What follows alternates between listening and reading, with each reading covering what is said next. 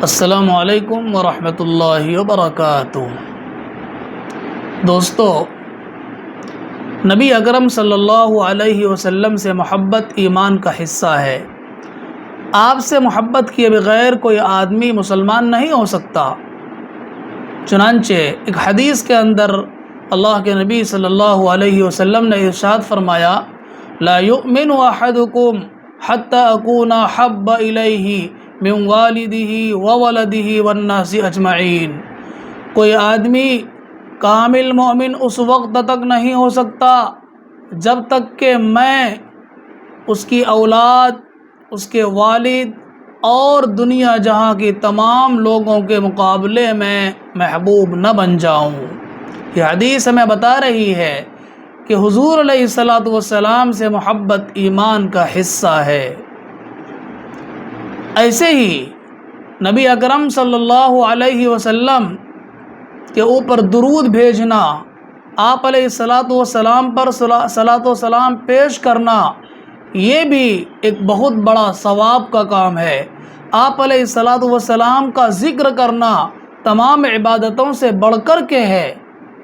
لیکن کل جس طریقے پر حضور علیہ الصلوۃ والسلام کے ذکر کی محفل سجائی گئی، کل جس طریقے پر نبی اکرم صلی اللہ علیہ وسلم پر درود و سلام کا منظر پیش کیا گیا، کیا وہ منظر اسلامی ہے؟ کیا وہ طریقہ شرعی ہے؟ ہمیں تو نہیں لگتا۔ اور ہمیں ہی کیا، کسی بھی ادنا ذی فہم انسان کو یہ بات سمجھ میں اچھے طریقے پر آ جائے گی کہ آج کل کا جو مسلمان اس طریقے پر ذکر کی محفل سجا رہے ہیں، حضور علیہ الصلوۃ والسلام کے اوپر درود بھیجنے کے لیے، صلاۃ و سلام پیش کرنے کے لیے محفل سجا رہے ہیں، یہ طریقہ تو اسلامی طریقہ نہیں ہو سکتا۔ کیا کچھ نہیں ہوا کل جب کسی کام کی غرض سے باہر نکلنا ہوا تو دوستو، جتنا کچھ سوچا تھا اس طرح کے جلوس کے بارے میں، اس سے کہیں زیادہ خرافات اور برائیاں ہمیں دیکھنے کو ملی ہے۔ بے پردہ لڑکیاں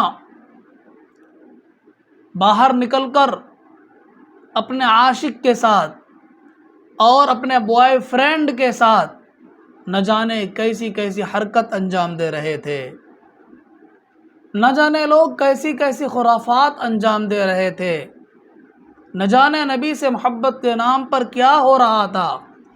کیا نبی سے محبت اسی کا نام ہے؟ کیا نبی نے اس کی تعلیم دی؟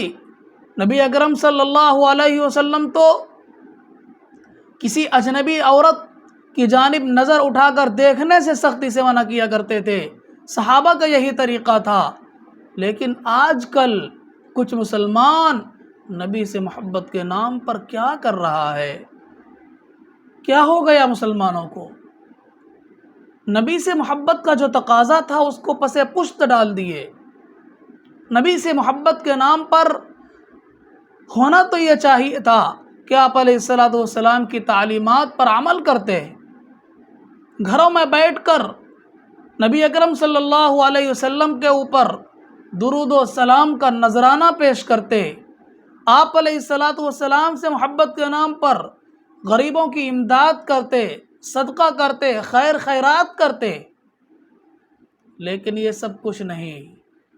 نبی سے محبت صرف زبانی دعویٰ ہے، اس سے زیادہ کوئی حقیقت نہیں ہے۔ نبی سے محبت کے نام پر اپنی خواہش کو پوری کی جا رہی ہے۔ نبی سے محبت کے نام پر جشن منایا جا رہا ہے اور اس کے اندر اپنے دل کو تسلی دی جا رہی ہے کہ ہم نبی کے نام پر یہ سب کام کر رہے ہیں اور یہ طریقہ ہمارا کار خیر ہے اور ثواب کا کام ہے۔ دوستو، ذرا سوچئے، کہاں چلا گیا مسلمان؟ کیا کر رہا ہے مسلمان؟ ہمیں 12 ربیع الاول میں تو یہ بات تلاش کرنی چاہیے کہ کہ حضور علیہ الصلاۃ والسلام کا طریقہ اس دن کا کیا تھا۔ جب آپ احادیث کی کتابیں پڑھیں گے، سیرت کا مطالعہ کریں گے، تو پتہ چلے گا کہ اللہ کے نبی صلی اللہ علیہ وسلم اس دن یعنی پیر کے دن، جس دن آپ صلی اللہ علیہ وسلم پیدا ہوئے، روزہ رکھا کرتے تھے۔ حضور علیہ الصلاۃ والسلام کا معمول تھا پیر اور جمعرات میں روزہ رکھنے کا، تو حضور علیہ الصلاۃ والسلام پیر کے دن روزہ رکھتے تھے، اور یہ لوگ اس پیر کے دن کو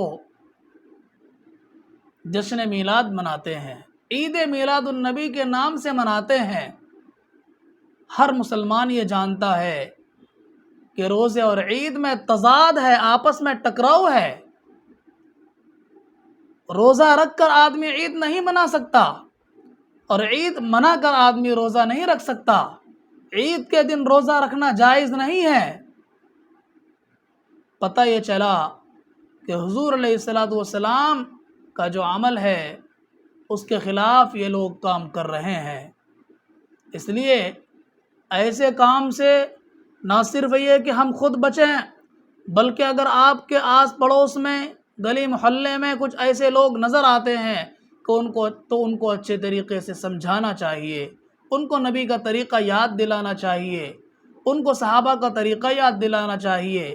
بڑی عجیب و غریب بات ہے کہ یہ لوگ عید میلاد النبی پر جہاں بہت سارے اور دلیل پیش کرتے ہیں، انہی میں سے ایک دلیل سورہ یونس کے آیت نمبر 58 سے بھی پیش کرتے ہیں، اور کہتے ہیں کہ اللہ رب العزت نے اپنے نبی اکرم صلی اللہ علیہ وسلم سے مخاطب ہو کر فرمایا، قُلْ بِفَضْلِ اللَّهِ وَبِرَحْمَتِهِ فَبِذَلِكَ فَلْيَفْرَحُوا هُوَ خَيْرٌ مِّمَّا يَجْمَعُونَ۔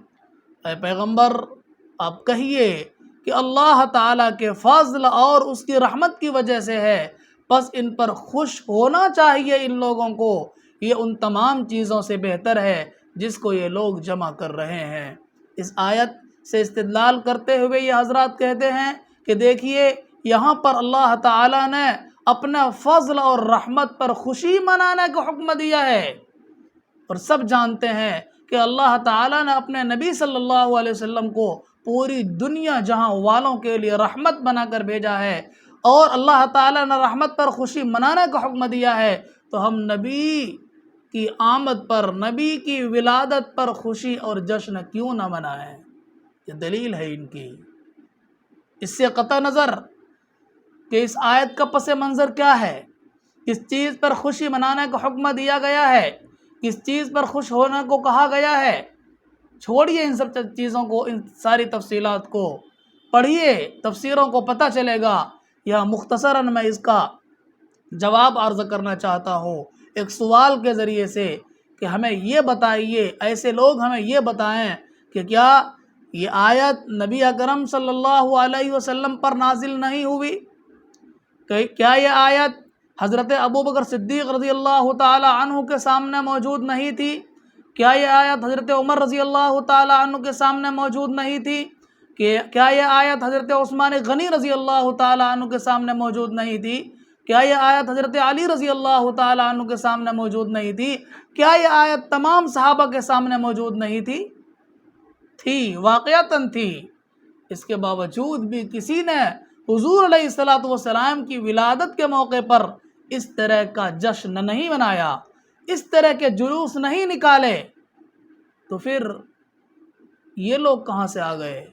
اس آیت سے استدلال کر کے جشن میلاد منانے والے کہاں سے آ گئے؟ لوگ جلوس نکالنے والے کہاں سے جائز ہو گیا ان لوگوں کے لیے اس آیت سے استدلال کر کے جشن عید میلاد النبی منانا؟ عید تو صرف اسلام میں 2 ہے، یہ تیسری عید کہاں سے آ گئی؟ یہ دین میں اضافہ کیسا؟ قرآن نے تو نبی اکرم صلی اللہ علیہ وسلم کے زمانے میں دین اسلام کے مکمل ہونے کی بات کہہ دی ہے، تو پھر آج یہ دین میں اضافہ کیوں کیا جا رہا ہے؟ بتائیں ایسے لوگ، اور باز آ جائیں ایسی خرافات سے، ورنہ کل قیامت کے دن جس نبی کے نام سے آپ لوگ جلوس نکال رہے ہیں اور اس طرح کے خرافات انجام دے رہے ہیں، کل وہی نبی آپ کا دامن اور گریبان پکڑ لے گا، اور آپ وہاں اس وقت ہل نہیں پائیں گے۔ کو جواب نہیں دے پائیں گے، اور اللہ کے نبی صلی اللہ علیہ وسلم آپ سے منہ پھیر لیں گے اور کہیں گے کہ سحقن سحقن، ان لوگوں نے میرے بعد کیسی چیزیں وجود میں لائی تھی، کیسی کیسی خرافات انجام دیے تھے، اس لیے ان لوگوں کے لیے بربادی ہو بربادی، کہیں آپ کو لینا کا دینا نہ پڑ جائے، اس لیے باز آ جائیے ایسے کام سے اور توبہ کیجئے سچی پکی اللہ رب العزت کے دربار میں، اور نبی اکرم صلی اللہ علیہ وسلم کی شان میں آپ لوگ جو اس طریقے پر حرکت کر کے گستاخی کر رہے ہیں، اس کو چھوڑ دیجئے، اس سے توبہ کر لیجئے، اس سے باز آ جائیے۔ اللہ تعالی ہمیں صحیح فہم عطا فرمائے اور نبی اکرم صلی اللہ علیہ وسلم سے سچی پکی محبت کر کے آپ کی تعلیمات پر عمل کرنے کی توفیق عطا فرمائے۔ والسلام علیکم ورحمۃ اللہ وبرکاتہ۔